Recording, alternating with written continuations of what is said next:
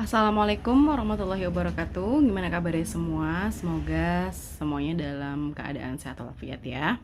Oke, hari ini kita akan belajar menggunakan LMS, di mana saya mengirimkan video kepada kalian, video penjelasan, kemudian PPT-nya juga saya akan berikan. Jadi mohon untuk disimak dengan baik ya. Oke, ini adalah pertemuan kita yang ketiga, di mana kita akan mempelajari tentang teknik pembelajaran bahasa. Jadi kan minggu lalu kita udah belajar tentang strategi, kemudian belajar juga pendekatan, kemudian belajar juga metode pembelajaran bahasa, kemudian juga kita sudah mengetahui bagaimana sih sebenarnya pemerolehan bahasa kepada setiap individu atau setiap anak gitu ya. Oke, nah pertama, teknik pembelajaran. Apa sih sebenarnya teknik pembelajaran itu? Jadi teknik pembelajaran merupakan cara guru untuk menyampaikan bahan ajar yang telah disusun. Jadi teknik ini akan bergantung kepada kemampuan guru, bagaimana sih mencari teknik yang tepat di setiap pembelajaran gitu agar hasilnya menjadi maksimal. Nah, seperti yang kita ketahui ya, bahwa pembelajaran bahasa itu ada 4 ya, ada menyimak, berbicara, mendengar, kemudian ada menulis. Dan setiap dari keterampilan-keterampilan berbahasa itu gitu, ada tekniknya masing-masing. Ya, tekniknya itu pertama adalah teknik pembelajaran menyimak ya. Jadi di sini saya mengumpulkan ada 11 tekniknya. Silahkan kalau mau menambah teknik lagi, banyak sekali ya di Google. Kalian bisa googling atau bisa cari-cari ebook atau PDF yang sesuai dengan teknik pembelajaran menyimak. Nah, di sini kita bisa pakai pertama dengar, ulang, ucap. Jadi di sini siswa itu mendengar apa yang guru ucapkan, kemudian siswa diminta untuk mengulangi dan mengucapkan, menirukan pengucapannya.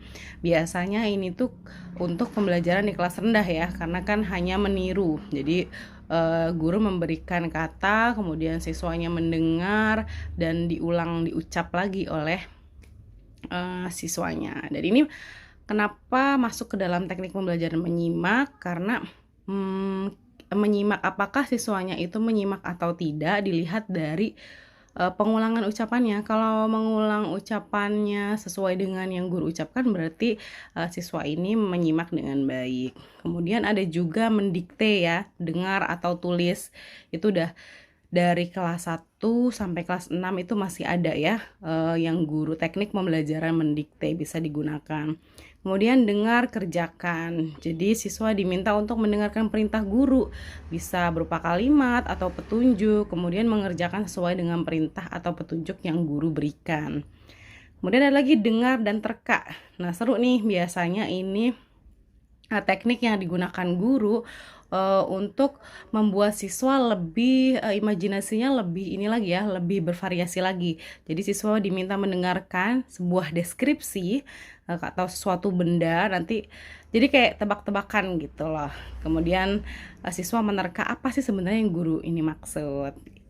Selanjutnya ada menemukan benda atau konsep. Jadi guru mengumpulkan benda-benda dalam satu tempat tertentu, kemudian mendeskripsikan benda-benda tersebut. Jadi siswa mengambil bendanya. Jadi kalau yang tadi kan yang keempat itu kan siswa cuma suruh dengar kemudian terka. Sedangkan kalau yang ini selain mendengar, siswa itu mengambil benda yang dideskripsikan oleh gurunya. Nah, ada lagi nih yang keenam adalah siman bilang. Siman bilang ini, jadi siswa itu dibagi menjadi ke dalam 2 kelompok. Masing-masing kelompok menyiapkan 8 perintah. Nah, yang kalau dari tadi kan teknik-teknik yang tadi kan gurunya yang memberikan perintah. Nah, ini siswanya memberi perintah kepada temannya sendiri. Jadi harus diikuti oleh kelompok lawan. Namanya siman bilang. Kemudian yang ketujuh ada bisik berantai. Itu biasanya untuk sama juga kan. Jadi apakah siswa mendengar gitu dengan baik. Bisik berantai ini kalian pasti sudah tahu kan, biasanya permainan beberapa siswa misalnya 5 sampai 6 orang, kemudian yang pertama membaca apa kalimatnya atau apa katanya, kemudian dibisik-bisikan ke temannya. Apakah teman yang paling ujung itu bisa mendengar bisa menyampaikan yang sesuai dengan apa yang orang pertama sampaikan gitu. Itu bisik berantai. Selanjutnya ada melanjutkan cerita. Nah, ini biasanya level agak lebih tinggi ya, bisa dari kelas 3 sampai kelas 6. Itu melanjutkan cerita secara estafet. Jadi guru misalnya memberikan cerita, kemudian cerita itu secara utuh ya, guru berikan cerita secara utuh. Nah, anak-anaknya dibagi dalam kelompok untuk melanjutkan cerita. Misalnya ada 3 atau 4 orang di situ, kemudian bagaimana cerita itu secara utuh diceritakan oleh anak. Selanjutnya ada merangkum. Nah, merangkum di sini tidak seperti merangkum anaknya membaca kemudian diringkas, tapi merangkumnya itu guru memberikan wacana, jadi memberikan suatu cerita atau dongeng atau apapun, kemudian anaknya bisa merangkum dan menulis apa yang anak tersebut dengar gitu. Bedanya dengan mendikte itu kan guru memberikan kalimat terus anak menulis. Sedangkan kalau ini guru memberikan secara utuh wacana atau secara utuh cerita, dongeng, kemudian anak bisa merangkumnya itu setelah guru selesai gitu. Beda ya, kalau mendikte kan per kalimat atau per kata baru ditulis. Selanjutnya menjawab pertanyaan. Nah, ini menjawab pertanyaan, siswa mendengarkan wacana, kemudian diminta menjawab pertanyaan yang disampaikan guru. Ini untuk melatih siswa apakah siswa ini paham dengan apa bentuk pertanyaan yang guru berikan. Selanjutnya ada permainan bertelepon atau bertelepon ya, permainan telepon. Jadi merespon pembicaraan lewat telepon. Bedanya dengan bisik berantai, kan kalau bisik berantai secara berkelompok, kalau merespon telepon itu secara pairing gitu, secara dua-dua gitu. Nah, itu adalah teknik pembelajaran menyimak. Nah, selanjutnya ada teknik pembelajaran berbicara nih. Ada 19, banyak sekali ya. Jadi saya jelaskan sampai 5 aja ya, sisanya bisa dibaca. Yang pertama itu ulang dan ucap. Nah, bedanya dengan tadi kan siswa dengar, kemudian menirukan pengucapan tersebut. Nah, ini hampir sama nih, tapi bedanya dalam mendengar ini yang ditekankan itu ulang ucap itu adalah pengucapan siswanya, bukan apakah siswa ini mendengar dengan baik, tapi apakah siswa ini bisa mengucapkan dengan baik gitu. Kemudian lihat ucap. Jadi siswa melihat benda atau gambar atau deskripsi kemudian menyebutkan. Nah, ada permainan kartu kata ya, di mana kata-kata bisa diberikan kepada anak, diacak, kemudian anak bisa menyusunnya. Ada juga wawancara ya. Jadi nah, ini bagus nih kalau untuk siswa SD. Jadi bagaimana menjawab pertanyaan wawancara secara formal dengan baik. Selanjutnya ada reka cerita gambar. Nah, guru bisa memberikan nih gambar-gambar apa ya? Tapi tidak ada reka cerita gambar. Jadi guru memberikan gambar-gambar, kemudian siswanya mereka apa sih yang dimaksud dengan gambar tersebut gitu ceritanya. Biasanya kita menempelkan beberapa potongan gambar dalam cerita, kemudian siswanya mendeskripsikan itu. Oke, kita lanjut ke teknik pembelajaran membaca ya. Teknik pembelajaran membaca ini bisa baca terka. Jadi siswa bisa membaca teks yang berisi deskripsi, ilustrasi, paparan, kemudian siswa menerka sesuatu yang dimaksud. Nah, ini jadi kalau ini kegiatannya anak membaca kemudian menerka apa sih sebenarnya yang dimaksud dengan teks yang dideskripsikan gitu ya. Kemudian ada mempraktikkan petunjuk. Nah, jadi ini biasanya bisa dijadikan permainan atau praktikum seperti cara mengoperasikan blender, mixer. Itu kan ada petunjuk-petunjuk langkah-langkah bagaimana mengoperasikan suatu benda, atau praktik-praktik kalau di sekolah itu biasanya praktik ini ya. Kalau blender, mixer itu biasanya praktik memasak ya,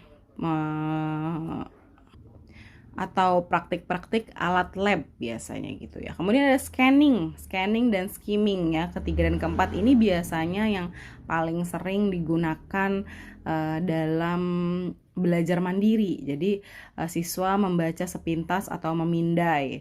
Itu jadi siswa diminta untuk membaca memindai dari satu buku kemudian atau satu halaman itu, kemudian mencari ide pokok dari satu halaman tersebut. Skimming juga membaca sekilas. Kemudian selanjutnya ada teknik pembelajaran menulis ya. Teknik pembelajaran menulis ini baca tulis, siswa membaca teks kemudian menuliskannya kembali apa yang sudah dibaca. Nah, kalau bedanya dengan yang tadi kan mendengar kemudian siswanya menulis. Kalau yang ini tuh siswanya baca kemudian ditulis. Nah, ada lagi nih dengar tulis dikte. Jadi dikte ini bisa masuk ke dalam teknik pembelajaran menulis atau teknik pembelajaran menyimak. Jadi kalau kalian baca, memang ini kan ada hampir-hampir mirip-mirip gitu kegiatannya. Tapi yang paling yang bisa membedakan ini adalah hasil akhirnya atau bahan yang akan dievaluasinya apa. Kalau misalnya dikte yang ada di mendengar kan berarti apakah siswa ini mendengar dengan baik gitu. Kalau misalnya dari teknik menulis itu apakah tulisan siswanya sesuai gitu. Apakah tulisannya bagus atau tidak. Bagusnya itu sesuai gitu maksudnya. Nah, kemudian ada meniru model. Nah, siswa biasanya kalau yang meniru model ini kelas rendah ya. Jadi meniru model tulisan dari guru. Nah, kalian tuh masih ada nggak sih sekarang tuh pembelajaran menulis miring atau pembelajaran menulis indah ya kan? Kalau dulu pembelajaran menulis indah gitu. Jadi apakah sekarang sih kan udah menggunakan laptop ya, tapi siswa juga harus diminta untuk menulis model tulisan dari guru. Kemudian mengarang bersama nih, mengarang bersama itu jadi siswa diminta untuk mengarang suatu tema atau suatu cerita secara berkelompok ya. Jadi ditulis karangannya bersama-sama. Dan itu kalian bisa membaca sendiri ya. Nah, selanjutnya ada evaluasi pembelajaran bahasa. Kenapa sih pembelajaran bahasa atau segala jenis pembelajaran itu harus dievaluasi? Karena evaluasi merupakan upaya untuk memastikan apakah tujuan kita dalam melakukan pembelajaran atau dalam proses pembelajaran itu sesuai gitu. Jadi kan guru nih kalau buat RPP itu kan pasti membuat nih tujuannya apa sih pembelajaran ini disesuaikan dengan kompetensi dasarnya kan. Nah, jadi harus ada evaluasi. Jadi untuk mengetahui bahwa tujuan ini apakah sesuai atau tidak yang telah direncanakannya. Selanjutnya ada jenis tes berbahasa berdasarkan sasaran tes. Nah, tadi kan tes-tes. Jadi ada tes kemampuan menyimak, membaca, berbicara, menulis, melafalkan, kosakata, kemudian tata bahasa. Ini adalah jenis-jenisnya, 7 jenis tes bahasa. Jadi sasarannya sesuai. Jadi makanya tadi saya sebutkan sesuai apa nih gitu tekniknya ini menyesuaikan sasaran apa yang ingin kita peroleh gitu. Selanjutnya ini tes kemampuan menyimak. Itu biasanya sasaran utama tes kemampuan menyimak adalah kemampuan peserta untuk memahami isi wacana yang dikomunikasikan secara lisan. Jadi pokoknya kalau menyimak itu sesuatu yang dikomunikasikan gurunya kepada siswa, apakah siswanya ini paham atau tidak, itu kemampuan menyimak. Kemudian kalau kemampuan membaca, apakah sasaran tesnya itu jadi medianya itu beda sama menyimak. Kalau menyimak itu medianya adalah suara atau lisan, sedangkan kalau misalnya membaca medianya itu adalah tulisan gitu. Jadi sama ya. Jadi apakah kemampuan ini dimiliki oleh siswa dilihat dari apakah siswa membaca cerita atau dongeng atau teks tersebut dengan benar gitu. Nah, ini ada cara-caranya ya, rinciannya. Kemudian tes berbicara. Nah, kalau berbicara itu bagaimana jadi outputnya siswa, apakah siswa bisa mengungkapkan pikirannya secara lisan gitu. Itu tes kemampuan berbicara. Dan kemampuan menulis ini sama ya, ini juga output ya, suatu output dari siswa, dari pikiran siswa, tapi bedanya bukan dengan suara atau dengan lisan, tapi dengan tulisan gitu ya. Jadi ada teks-teks seperti naratif, deskriptif, ekspositori, dan argumentatif. Nah, ini melafalkan tentu sesuai dengan lafalannya dan kosakata ini tes tentang penguasaan arti kosakata yang dapat dibedakan menjadi penguasaan yang bersifat pasif reseptif dan penguasaan yang bersifat aktif produktif.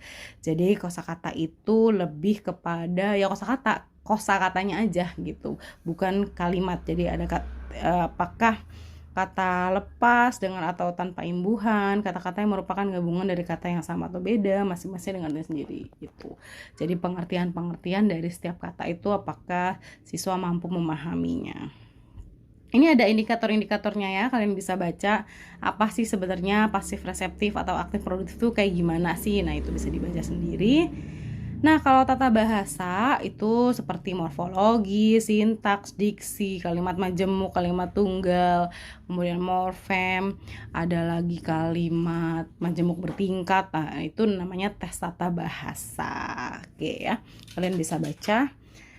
Nah, ini diskusinya isi pada kolom komentar, maksudnya pada ini ya, LMS. Jadi kalian bisa baca. Selanjutnya ini referensi-referensi yang saya pakai. Bukunya Burhan Nurgiantoro, kemudian Bertis Agenda, dan Profesor Dr. M. Soeardi Jiwandono. Nah, selain ada diskusi, saya juga memberikan tugas yang dikumpulkan minggu depan ya, Selasa 15 Maret tahun 2022. Di sini tentang penilaian otentik ya. Buku ini bisa kalian beli di Shopee mungkin ada, kemudian e-book ada, ataupun juga e-booknya bisa dari ini ya, yang lebih murah tuh ada di Play Store ada, kemudian juga ada di Gramedia ya. Buku ini mudah sekali ditemukan. Mungkin kalian juga bisa mendownloadnya dari situs-situs download buku gratis ya, itu bisa cek. Nah, ini ada sekitar 6 bab ya. Nah, tapi pembagiannya tidak dimulai dari bab 1 tapi bab 3. Nah, ini ada pembagian dari nomor absen 1 sampai 7 itu merangkum bab 3, 8 sampai 14 merangkum bab 4. Kemudian nomor absen 15 sampai 21 merangkum bab 5, nomor absen 22 sampai 28 merangkum bab 6. Kalau di kelas ini lebih dari 28 siswa, berarti nomor absen 29 sampai terakhir itu bebas. Jadi bebas memilih bab berapa yang ingin dirangkum. Nah, begitu. Thank you ya, ini adalah penjelasan saya terakhir. Silahkan jika ada yang ditanyakan, boleh bertanya langsung pada kolom diskusi yang telah saya sediakan. Saya akhiri, Assalamualaikum warahmatullahi wabarakatuh.